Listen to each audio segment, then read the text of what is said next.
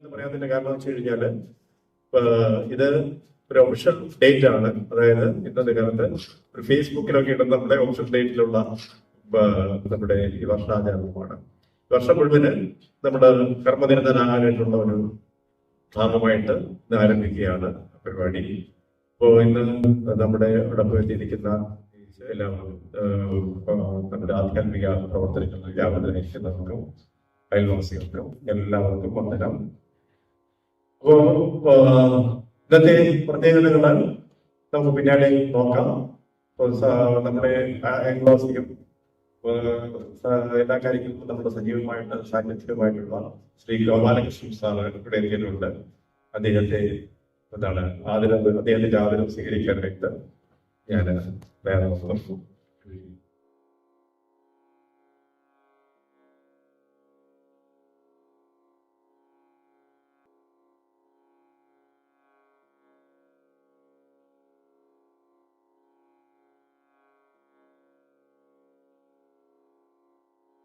ഇരിക്കുന്നതിനോടനുബന്ധിച്ച് തന്നെ ഈ അവസരത്തില് പലതരത്തിലുള്ള ആധ്യാത്മിക പ്രവർത്തനങ്ങൾ നമ്മൾ ചെയ്യുകയും ചില അംഗീകാരങ്ങളൊക്കെ ലഭിക്കുകയൊക്കെ ചെയ്തിട്ടുണ്ട്.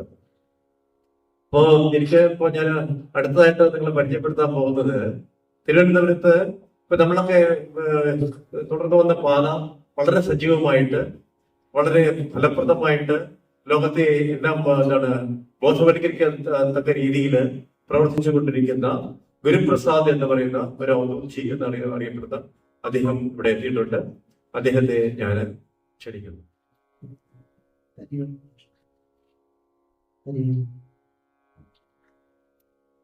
അഞ്ചയുടെ ഈ സെന്ററിൽ വന്നിട്ടുണ്ട് ഇതിനു മുന്നേ.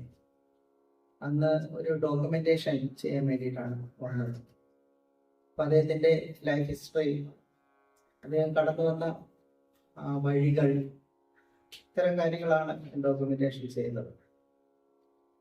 അപ്പോഴും ഇതിനു മുന്നേ നമ്മൾ കേട്ടിട്ടുണ്ട് ചിരിയുടെ ആളാണ് അനിൽ ചെയ്യുന്നത്. ഇത് പറഞ്ഞപ്പോൾ കണക്ട് ചെയ്ത് ഒരു കാര്യം ഓർമ്മ വരുന്നത്, നമ്മുടെ ധ്യാന സെന്ററിൽ ലാഫിംഗ് മെഡിറ്റേഷൻ എന്നൊരു മെഡിറ്റേഷൻ ഉണ്ട്. അത് രണ്ട് തലത്തിൽ കൂടിയാണ് ധ്യാനം കടന്നു പോകുന്നത്. അതായത് ധ്യാനം ചെയ്യാൻ വരുന്നവരടുത്ത്, അതായത് ലാഫിംഗ് മെഡിറ്റേഷൻ ചെയ്യുന്നവരടുത്ത് ചിരിക്കാൻ പറയും. ആ ചിരിക്ക് ഒരു റീസൺ ഉണ്ടാവണമെന്നാണ്. ഒരു റീസൺ ഉണ്ടാവണം. ആ റീസണിനെ ബേസ് ചെയ്തിട്ട് ചിരിക്കുക. അടുത്ത ഘട്ടം എന്ന് പറയുന്നത് റീസൺ ഇല്ലാതെ ചിരിക്കുക. ചിരിച്ചുകൊണ്ടേ ഇരിക്കണം, പക്ഷെ അതിനൊരു റീസൺ ഉണ്ടാവാൻ പാടില്ല. അപ്പൊ അതിന്റെ ഒരു എക്സ്ട്രീമിൽ എത്തുമ്പോഴേ സൈലൻസ്. ആദ്യത്തെ ചിരി റീസൺ, രണ്ടാമത്തെ ചിരി റീസൺ ഇല്ലാതെ ചിരി, പിന്നെ ഒരു സ്റ്റിൽനെസ്. ആ സ്റ്റിൽനെസ്സില് ശരിക്കും ധ്യാനം അവിടെ സംഭവിക്കും. കാര്യം എല്ലാ റീസൺസും ഒടുങ്ങിയ ഇടം എന്നുള്ള അവസ്ഥ. അപ്പൊ നമ്മുടെ അനർജിയുടെ ചിരി കാണുമ്പോൾ നമ്മൾ മനസ്സിലാക്കുന്നത് ജീവിതത്തിന്റെ പ്രശ്നങ്ങൾ മാറാൻ വേണ്ടി ചിരിക്കുന്നതല്ല ആ ചിരി. എല്ലാ പ്രശ്നങ്ങളെയും കാണുന്ന ഒരാൾ നമ്മുടെ ഉള്ളിലുണ്ട്. ആ ആളെ അനുഭവിക്കുമ്പോൾ ഉണ്ടാവുന്ന ഒരു ചിരിയാണ് അദ്ദേഹത്തിൽ നിന്ന് വരുന്നത്. അതാണ് അദ്ദേഹം ഷെയർ ചെയ്യാൻ ശ്രമിക്കുന്നത്. അപ്പൊ അദ്ദേഹത്തിന്റെ ചിരിയുടെ പിന്നില് അദ്ദേഹം സംഘർഷം മാറ്റാൻ വേണ്ടി ചിരിക്കുന്നതോ നമ്മുടെ സംഘർഷം മാറ്റാൻ വേണ്ടി ചിരിപ്പിക്കുന്നതോ അല്ല. നമ്മൾ നമ്മുടെ ഉണ്മയെ അറിയുമ്പോൾ ഉണ്ടാവുന്ന ഒരു സ്വാഭാവികമായ ചിരിയാണ്. അദ്ദേഹത്തിന്റെ ഈ സെന്ററില് ഈ ബർത്ത്ഡേയുടെ അന്ന് വരാനും രണ്ട് വാക്ക് സംസാരിക്കാനും സാധിച്ചത് സന്തോഷം.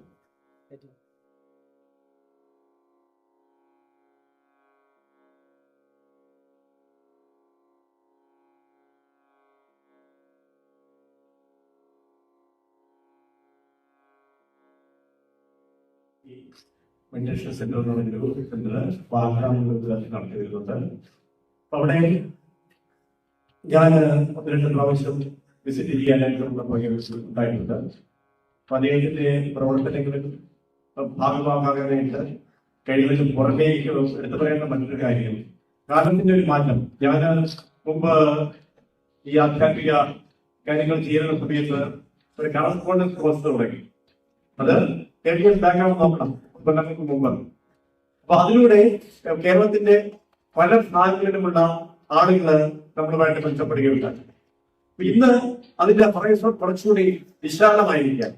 ഇന്ന് ലോകം മുഴുവൻ നമുക്ക് യൂട്യൂബിലൂടെയും ഫേസ്ബുക്കിലൂടെയും ഒക്കെ നമുക്ക് സംബന്ധിക്കാനായിട്ട് പതിവായിട്ട് ഒരു ബന്ധമുണ്ടാക്കുന്നു. അക്കാര്യം ഔദ്യോഗിക കൊണ്ടവര് വളരെ വിജയമാണ്. മാത്രമല്ല ഞാൻ നമ്മുടെ പഴയ ആശ്രമങ്ങളെ വിസിറ്റ് ചെയ്യുകയും ആ ആശ്രമങ്ങളിലുള്ള ആചാര്യന്മാരുമായിട്ട് പരിചയപ്പെടുകയൊക്കെ ഞാൻ ചെയ്തിട്ടുണ്ട്.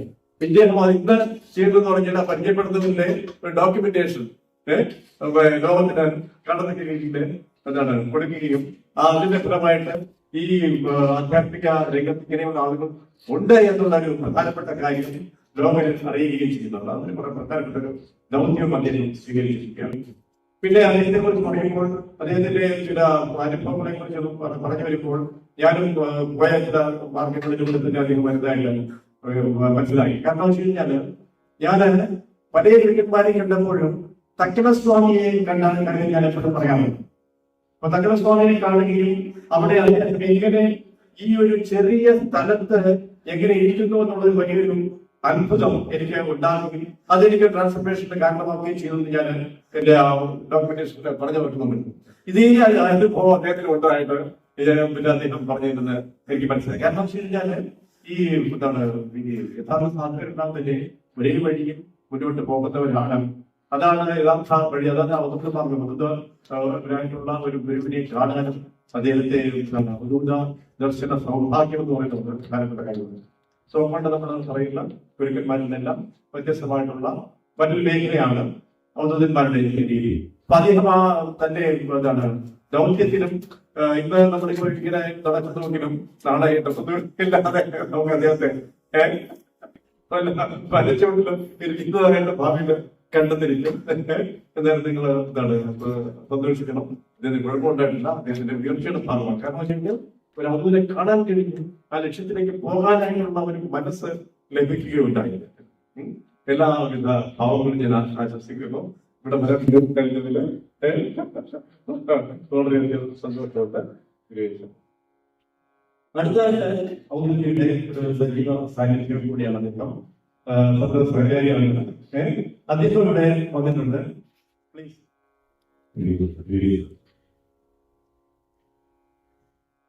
അപ്പൊ മനസ്സാമി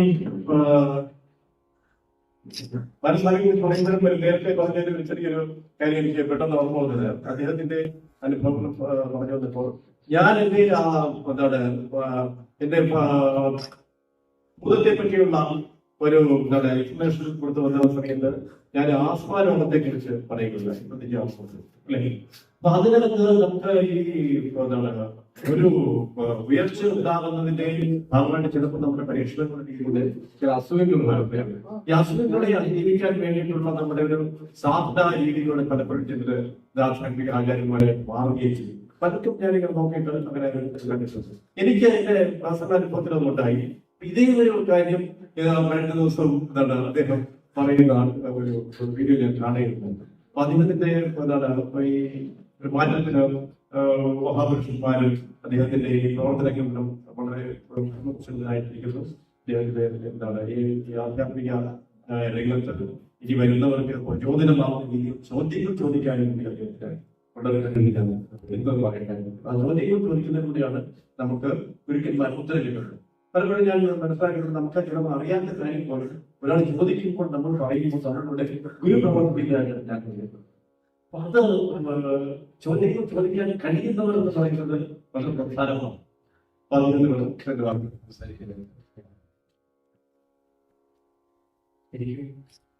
ഗുരുക്കന്മാരെ കാണുക അവരുമായിട്ട് സഹവസിക്കുക എന്ന് പറയുന്നത് നമ്മൾ സാധാരണ ഒരു കുടുംബമാണ്. കാരണം ഗുരുക്കന്മാർ നമ്മുടെ മുന്നിൽ അവതരിച്ചിരിക്കുന്നത് നമ്മളുടെ ആ ഒരു അജ്ഞതയെ മാറ്റി നമുക്ക് വേറെ വഴി കാണിച്ചു തരുന്നു. അപ്പോൾ ആ ഗുരുക്കന്മാർ സഞ്ചരിച്ച വഴികൾ ഒട്ടേറെ ത്യാഗത്തിന്റെയും ആ ഒരു ഓർമ്മയിലേക്ക് വഴികൾ, ത്യാഗത്തിലൂടെയുള്ള ബോധ്യത്തിലേക്ക് വഴികൾ. ശരിക്കും പറഞ്ഞാൽ അങ്ങനെ ഒരു ഗുരുവിനെ, ഒരു കൗതുക രീതിയിൽ പോകുന്ന ഒരു ഗുരുവിനെ ലഭിച്ച നമ്മൾ ഓരോരുത്തരും ഭാഗ്യവാന്മാരാണ്. അനിൽ സ്വാമിക്കും, കാരണം അനിൽ സ്വാമി ഗുരുവിനെ ദർശിച്ചതിന് ശേഷമാണ് അദ്ദേഹം ഒരു മാറ്റം ഉണ്ടായത്. നാം ഇതിനെ പോലുള്ള സാധനങ്ങൾക്കും ഗുരുജിയെ പോലുള്ള ഗുരുക്കന്മാരെ ദർശിച്ചതിന് ശേഷമാണ് ഒരു മാറ്റം ഉണ്ടായത്. നമ്മളെല്ലാവരും ഒരേ പാതയിൽ പോകുന്ന സാധകരാണ്. എന്തായാലും അനിൽ സ്വാമിയെ പോലെ ഉള്ള ഒരു ഗുരുവിനെ നമുക്ക് പരിചയപ്പെടാൻ സാധിച്ചതിൽ വളരെ സന്തോഷം, വളരെ പുണ്യമായിട്ട് കരുതലാണ്.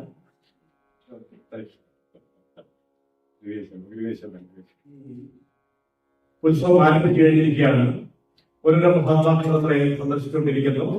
അടുത്തായി ഞാൻ ഇപ്പൊ ഇവിടെ ഒന്ന് പരിചയപ്പെടുന്നത് സനാതനത്തെ ഞാൻ തന്നെ കൊടുത്ത സ്വാമിയാണ്.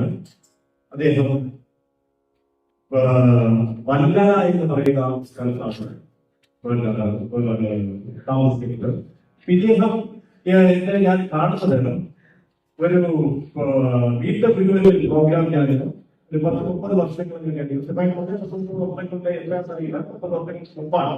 എന്തായാലും 30 വർഷങ്ങൾക്ക് മുമ്പ് ഞാൻ ചെന്നൈയിലെ ഒരു വീട്ടിലെ ഗുരു എന്ന് പറയുന്ന ഒരു പ്രോഗ്രാം നടത്തിയിരുന്നു. ഇത് വളരെ എന്റെ ജീവിതത്തിലെ ഒരു നിർണായക ഘട്ടത്തിലാണ് ഞാൻ ഭഗവാൻ നടത്തുന്നത്. കാരണം വെച്ച് കഴിഞ്ഞാൽ എന്റെ ഗുരു സ്വാമികൾ ചെയ്യാനായിട്ടായിരിക്കുകയാണ് അദ്ദേഹത്തിന്റെ പറയുകയാണ്. അപ്പൊ നിരന്തരം ഞങ്ങൾ അവിടെ ചിന്തിക്കുകയും അദ്ദേഹത്തിന്റെ ഓരോ മാറ്റങ്ങളും ഇങ്ങനെ എന്താണ് കണ്ട് മനസ്സിലാക്കാനായിട്ട് ശ്രമിക്കുകയും ആ ഞാനിങ്ങനെ പ്രോഗ്രാം ഫിക്സ് ചെയ്ത് പോയിരുന്നത് എനിക്ക് സെക്രട്ടറിക്ക് പോയിട്ട് ഈ പ്രധാനപ്പെട്ട ഒരു കാര്യങ്ങൾ ഞാൻ പറയാൻ പോകുന്നത്. അതായത് പ്രോഗ്രാം നടന്നിട്ടുള്ളപ്പോഴത്തേക്ക് എനിക്ക് ഇങ്ങോട്ട് വരണം ഒരു ആഗ്രഹമുണ്ട്. അന്ന് ഈ മൊബൈലൊന്നും ഇല്ലാത്ത കാലമാണ് മനസ്സിലായത്. മൊബൈൽ ഉണ്ടാകുന്ന കാലം എന്ന് പറഞ്ഞു കഴിഞ്ഞാൽ നമുക്ക് ഇവിടെ നിൽക്കുന്നവരെയും ഒരു അദൃശ്യമായിട്ടൊരു വണ്ടി കൊണ്ട് നമ്മൾ നെല്ലിരിക്കുന്നത് പോലെയാണ്. ഈ പള്ളി നമ്മുടെ ഒരിടത്തും വിടാൻ അനുവദിക്കാത്ത പട്ടിക്ക് സംഗതിയും കൂടെയാണ്. അപ്പൊ അതുകൊണ്ട് എന്ത് വിവരങ്ങളും എവിടെ വെച്ച് നമുക്ക് അറിയാവുന്ന രീതിയിൽ ഇൻഫർമേഷൻ ടെക്നോളജി മുമ്പുള്ള കാലമാണ് ചെയ്യുന്നത്. ഞാൻ ഈ വീടിനെ ആൾക്കാർ പക്ഷേ ഒരു പ്രത്യേകത പറഞ്ഞാൽ ഇവിടെ ഉണ്ടായിരിക്കേണ്ട അമ്മ മറ്റൊരു മരിച്ചുപോയിരുന്നു. അമ്മയെ വീട്ടിലോട്ട് വന്നിരിക്കുകയാണ്. ഇത് അടഞ്ഞടങ്ങിയാണ്. ഈ സമയത്താണ് എനിക്ക് ഉടമ്പടി വന്നിട്ടുണ്ടെങ്കിൽ ഞാൻ അമ്മയുടെ വീട് ഒരു 5 കിലോമീറ്റർ മാറിയിട്ട് തക്കല മലക്കര സ്ഥലമാണ്. മലക്കര സ്ഥലമാണ് അമ്മയുണ്ട്. ഞാൻ ഈ പ്രോഗ്രാമിന് വന്നിട്ട് ഈ തിരിച്ച് തകഴി തിരിച്ചു വരണം, മുമ്പിലേക്ക് തിരിച്ചു വരണം. പക്ഷേ നിർഭാഗ്യവശാല് ഞാൻ നോക്കിയപ്പോഴത്തേക്ക് സമയം 7 മണിയായിരിക്കും. 7 മണി കുടുംബം മരണ അതാണ് എനിക്ക് വളരെ ഞാൻ മനസ്സിലാക്കിയത്. അതല്ലാതൊരു ജീവിതം നമ്മൾ ഇങ്ങനെ സ്വാതന്ത്ര്യം ഇല്ലാത്തൊരു ജീവിതമാണ്. ആ പാരമ്പര്യത്തിൽ നിന്നും പുറത്തുള്ളൊരു ജീവിതം പരിചയപ്പെട്ടതാണ് എനിക്ക് വലിയൊരു ഇത്. അതിനോടൊപ്പം ആത്മീയമായ വളരെ നല്ല രീതിയിലുള്ള പഠനവും ഇതിലും അങ്ങനെയുള്ള ആത്മീയ സാധനങ്ങളിലൂടെ ഞാൻ ജീവിക്കുന്നത്. ആ ഒരു ആത്മീയ ജീവിതമായിട്ട് സന്തോഷമായിട്ട് പോകുന്നു. ഈ അവസരത്തിൽ ഗുരുവായൂരിക്ക് എല്ലാവിധ ജന്മവാർഷികാശംസകൾ നേരുന്നു. നമസ്കാരം. Thank you.